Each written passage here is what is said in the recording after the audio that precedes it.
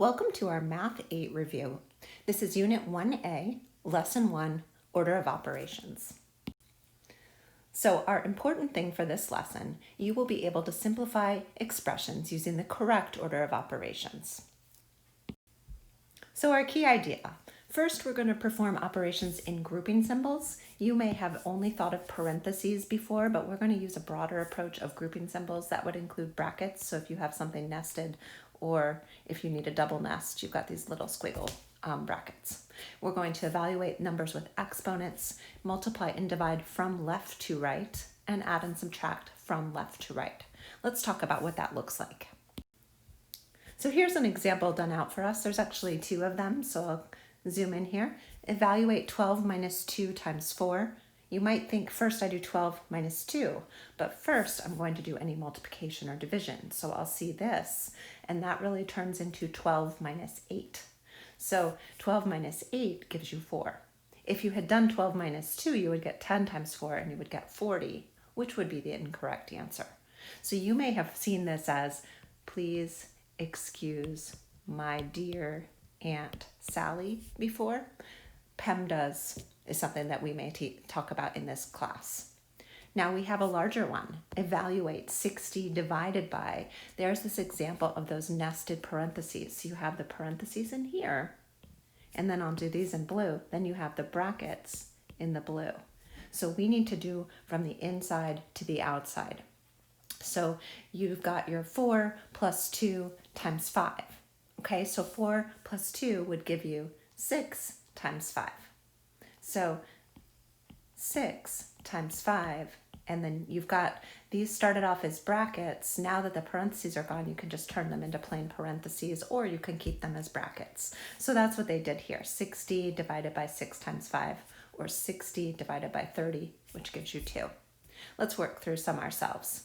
So 7 times 5 plus 3, straightforward, multiplication from left to right, so 35 plus 3 gives you 38. I like putting these little caret things down to make it look smaller as we go.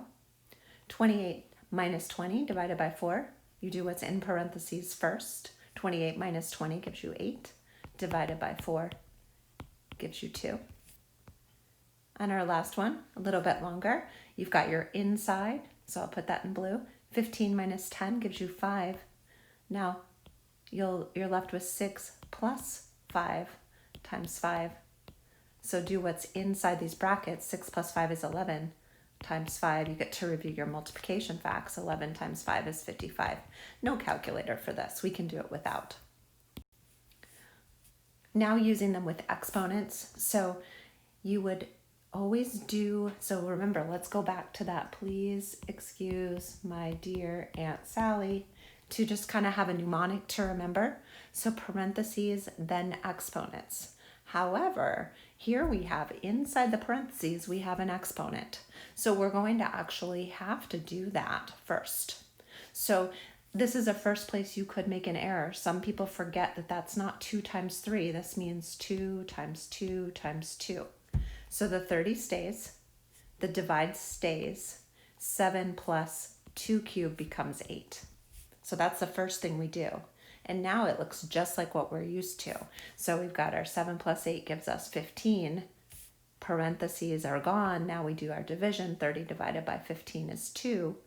Times 6 gives us 12. So let's see that here. So we've got 6 plus 2 to the 4th. Well, 2 to the 4th means 2 times 2 times 2 times 2. We knew 2 times 2 times 2 was 8. Multiply by another 2, we get 16. So 6 plus 16 minus 1. 16 plus 6, we've got 22 minus 1, or 21. I like to circle the answer. This one, 3 squared, really means 3 times 3. So 4 times 3 plus 18 minus 9. 4 times 3 gives us 12 plus 18 minus 9. I think in my brain 2 plus 8 gives me 10, carry the 1, so I have 30 minus 9, or 21 again. And here, our exponent is inside the parentheses. This means 5 times 5. So 16 plus 25 minus 7 divided by 3. You've got your parentheses, so you've got 20, this will be 18. So 16 plus 18 divided by 3. 6 plus 8 is 14, carry the 1, so you get 34 divided by 3. And that's not going to come out even, so I know that 3 times 11 gives me 33, so I'll just show that off to the side. So 3 goes into 34. Just a little review of division. 3 goes into 3 once.